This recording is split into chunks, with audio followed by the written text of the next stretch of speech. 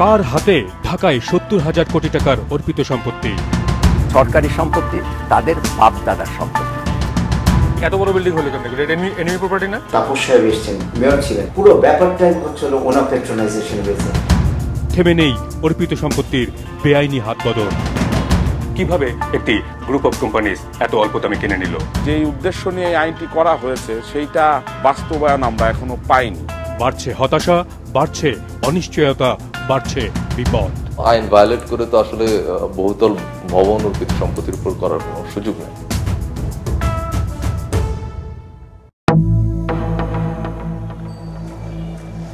পুরনো ঢাকার এক সময়ের প্রাণকেন্দ্র নবাবপুর রোড এখনো দেশের অন্যতম বাণিজ্য কেন্দ্র। নানান ধরনের ইলেকট্রনিক্স এবং মেশিনারিজ পণ্য কেনাবেচার সবচেয়ে বড় পাইকারি ও খুচরা মার্কেট এটি। পুরো নবাবপুর রোডের দুপাশে অর্পিত সম্পত্তির যে তালিকা এবং নকশা তা অবাক করার মতো। কিছু ক্ষেত্রে পুরো এলাকা জুড়েই অর্পিত সম্পত্তি হিসেবে তালিকাভুক্ত রয়েছে। নবাবপুর রোড সংলগ্ন টেকেরহাট তেমনই একটি এলাকা। এখানকার বেশিরভাগ জমি কিংবা একতলা দোতলা ভবনই অর্পিত সম্পত্তি হিসেবে তালিকাভুক্ত। অনেক ভবনেই এখনো লিজ গ্রহীতা ভাড়াটেরা বসবাস করছেন কিংবা ব্যবসাপাতি করে যাচ্ছেন। তবে সেসব সম্পত্তির ভাড়া কিংবা লিজের যে পরিমাণ, বাস্তবতার সঙ্গে তার কোনো মিল নেই। যেমন এই সম্পত্তিটি জেলা প্রশাসন থেকে লিজ নেওয়া আছে গত কয়েক দশক ধরে। ভেতরে ৩টি অংশে ৩টি পরিবার থাকেন। মূল লিজ গ্রহীতা এখন অন্য বাসায় থাকেন। এখানে রেখে গেছেন পরিবারের অন্য সদস্যদের।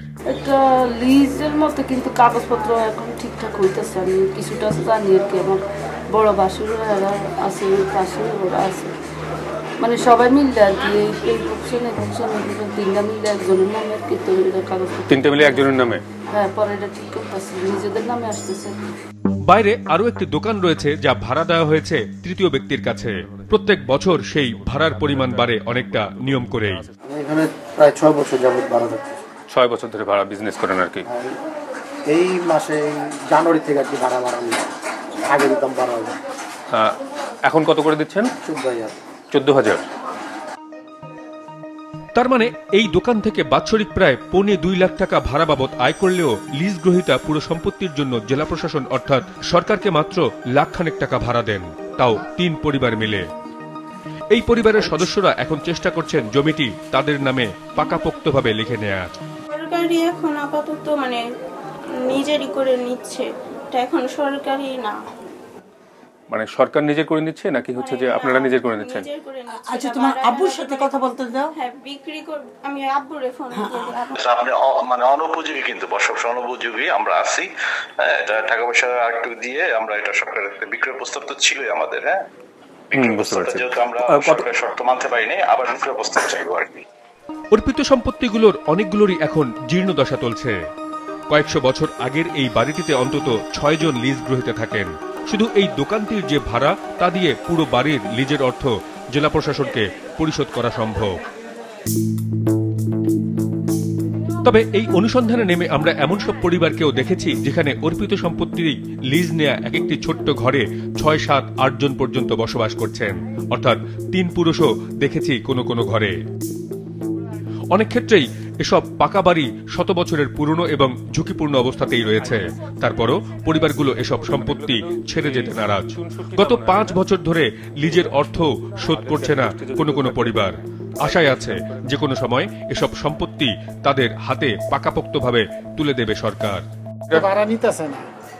কতদিন ধরে ভাড়া নেয় না সরকার? প্রায় 2018 থেকে 2019 মানে 5-6 বছর ধরে। 5-6 বছর ধরে ভাড়া নিচ্ছে না। লিস্ট নিছি আমরা, সরকার যদি আমাদের কিছু অল্প দাম ধরে যদি আমাদের দিয়ে দেয়, এগুলা আমরা নিজে আগে পুরনো ভাড়া যদি রাখে তাহলে আমাদের জন্য সুবিধা। অর্পিত সম্পত্তি আইন অনুযায়ী এসব সম্পত্তি লিজ নেয়ার পর সম্পত্তির ধরন পরিবর্তন করতে পারবেন না কোনো লিজ গ্রহীতা। কিন্তু এমন অনেক সম্পত্তির খোঁজ আমরা পেয়েছি যেখানে লিজ গ্রহীতারা অর্পিত সম্পত্তির উপর বিশাল সব ভবন নির্মাণ করে ফেলেছেন। একই সারিতে 3টি হোল্ডিং নম্বরের এই দোকানগুলো লিজ তালিকায় টিন শেড দোকান হিসেবেই অন্তর্ভুক্ত। এক ইউনিটে 3 জনের বসবাস। যেমন বিল্ডিং হলো হামিদা খাতুন, এই দুটো হলো আমার মার নামে, আর পাশেরটা যেটা করছেন ওটা হলো এখন বর্তমানে ফারুক আহমেদ। তৃতীয় হোল্ডিং নম্বরের দোকানটির ভাড়াও একই, কিন্তু লিজ গ্রহীতা দোকানটিকে দুভাগে বিভক্ত করে সেখানেই থেমে থাকেননি। ছোট্ট এই জমির উপর গড়ে তুলেছেন 5 তলা ভবন, সেগুলো ভাড়া দিয়ে বিপুল অর্থও কামিয়ে নিচ্ছেন। এই লিজ গ্রহীতা অবশ্য দেশেই থাকেন না। ছোট বোনের নামে এখন। ছোট বোনের নামে? ও, আপনার ছোট বোন কি আছেন? না, জাপান থাকে। জাপান থাকে? জাপানের সিটিজেন। উনি জাপানের সিটিজেন? কয়তলা বিল্ডিং ছিল? 1.5 তলা আছে। হ্যাঁ, 1.5 তলা। আপনারা যে 5 তলা করলেন কিভাবে? সরকার থেকে অর্ডারটাকে একটু দেখাতে পারবেন? কাগজপত্র নাই, এখন বাইরে আছে।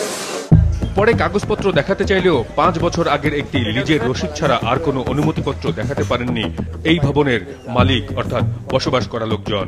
এই যে লিজ মানি যে দেন সেটা রসিদ, তাই তো? আমি বলতেছিলাম যে এটা যে আপনারা 5 তলা করে ফেলছেন, এটা কি ওদের কাছ থেকে পারমিশন নিয়েছিলেন? পারমিশন আছে। সেই পারমিশনটা কই? যদি আপনি ইঞ্জিনিয়ারদের বলেন পাস করে আমি নিয়েছি এটা। তারপরও এই সম্পত্তিগুলো অন্তত সরকারের নিয়ন্ত্রণে রয়েছে, কিন্তু টেকেরহাটের অনেক সরু অলিগলি জুড়ে এমন অর্পিত সম্পত্তির হিসাব মেলানো মুশকিল, যেগুলোর ওপর 8-10 তলা ভবন উঠে গেছে সবার চোখের আড়ালেই। অবস্থা এমন দাঁড়িয়েছে, এসব এলাকায় সূর্যের আলো পৌঁছানোর জন্য খানিকটা জায়গা ফাঁকা নেই। 1 থেকে 14 পর্যন্ত। এগুলো কয় নম্বর? আমাদের হাতে থাকা টেকেরহাটের অর্পিত সম্পত্তির নকশা অনুযায়ী হোল্ডিং নম্বরগুলো খুঁজতে গিয়ে আমরা সেগুলোর 1 তলা 2 তলার কোনো চিহ্ন খুঁজে পাইনি, বরং এসব বহুতল ভবন এমন সব অপ্রশস্ত গলিপথে কিভাবে গড়ে উঠল এমন এক ধাঁধার মুখোমুখি হয়েছি।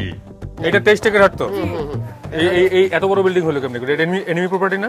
দুটো বাড়ি হ্যাঁ, হোল্ডিং টুকরো করে দিচ্ছি নিচে, দখলে আছে ওরা টুকরো করে নিচ্ছে, বুঝছেন না? দখল যারা আছে দখলে থাকলো কেমনে করে? এটা তো লিজি প্রপার্টি হওয়ার কথা। হ্যাঁ, তাই না? রাইট আপনার কথা। টিনের ঘর ছিল না কাকি? হ্যাঁ। এত বড় বিল্ডিং হলো কবে থেকে? বিল্ডিং করছে মা। বসবাসের জন্য লিজ নিয়ে এসব সম্পত্তিতে এখন আর বাস করেন না লিজ গ্রহীতারা, বাড়ি তুলে ভাড়া দিয়ে নিজেরা অন্য এলাকায় থাকেন। পুরো নবাবপুর জুড়ে এমন শত শত অর্পিত সম্পত্তি সবার চোখের সামনে দখল ও বেহাত হবার নজির খুব কম নয়। আমাদের হাতে থাকা অর্পিত সম্পত্তির নকশা জুড়ে শুধু নবাবপুর নয়, নতুন ও পুরনো ঢাকার অসংখ্য তালিকাভুক্ত অর্পিত সম্পত্তি কি সরকারের হাতে আছে নাকি বেহাত হয়ে গেছে কোনোভাবে, তার খোঁজ রাখে না কেউ।